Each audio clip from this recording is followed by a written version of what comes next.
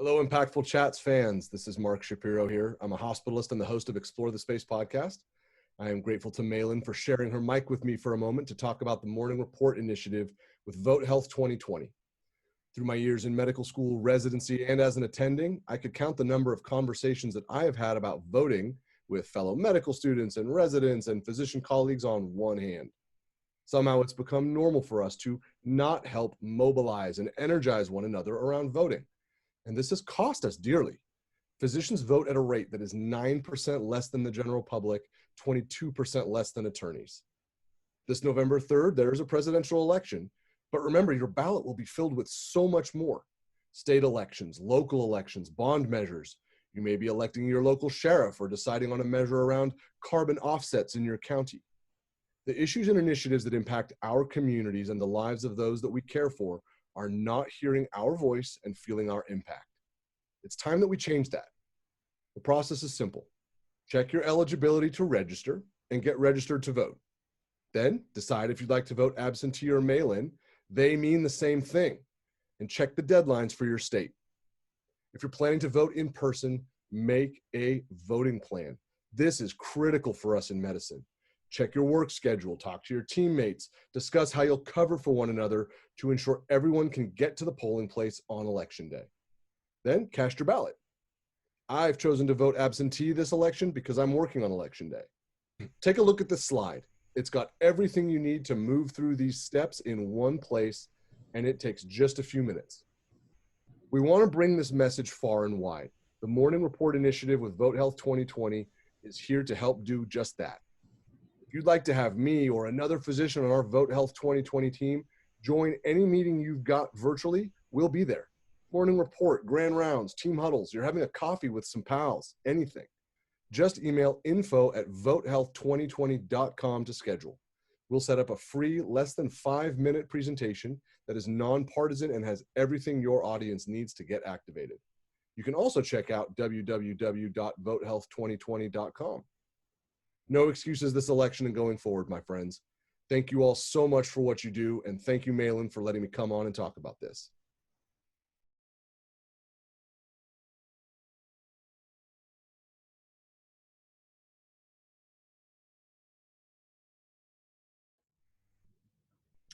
Welcome to Impactful Chats. I'm Malin Martinez, and today we're chatting with Neil Sheth, an MD PhD candidate at the University of Chicago, Pritzker School of Medicine. Welcome, Neil. Hi, Dr. Martinez. Thank you so much for having me on. Yeah, of course. Thanks for joining us. So we invited you here today because of the research you're doing. You're conducting research as a part of the Mansueto Institute for Urban Innovation, and you look at vulnerabilities in different populations of people using the Human Development Index. Tell us a little bit about this measurement and how it's different from traditional or other measurements of vulnerability in specific populations. Sure.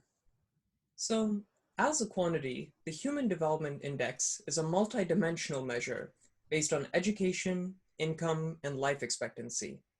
It was designed as a way to move away from a purely economic approach to measuring a population's capabilities and vulnerabilities. Since it was developed in the late 1980s, it's been widely used in a number of international and national contexts by organizations like the United Nations Development Program. At the Mansueto Institute, I worked with my mentor to develop a framework to calculate the HDI at the community level in order to identify the heterogeneities that exist within cities and across communities, so that we could develop some insights that could be applied across scales. I see. And so you have applied this measurement, the HDI, to Chicago in your research, right? So what did you find? So there are some interesting trends in Chicago. High HDI communities, again, these are communities that on average have higher education, higher income, and higher life expectancy, are found primarily in the central business district, the Loop, and the north side of the city. Lower HDI communities tend to be found on the south and west sides of the city, which have historically faced some economic and environmental challenges. Another interesting finding is that neighboring communities could vary widely in their HDI values. For example, some areas of Hyde Park, where the University of Chicago is located, had HDI values much higher than any nation in 2018, including Norway and Switzerland. In contrast, certain areas of the neighboring Washington Park community had much lower HDI values. What this indicates is that certain communities are much more vulnerable to major disruptions like the COVID-19 pandemic. Mm-hmm. So then when the pandemic started, you wanted to see how the HDI overlapped with COVID cases and deaths. Did you find any correlation? Yes, so in spring 2020, the United Nations Development Program released a report that said that countries with low HDI values were much more vulnerable to the negative effects of the COVID-19 pandemic. What we wanted to ask was, is this true at the local level? Have communities that have low HDI values been affected more by the pandemic than communities with high HDI values? And what we found is that concerningly, this is indeed the case. Mm-hmm. Both COVID-related cases and deaths are higher on average in low HDI communities in Chicago, such as South Shore and Auburn Gresham. Now, one possible reason for this is that the population level rates of obesity and diabetes are much higher in these communities, which lowers the life expectancy and lowers the HDI.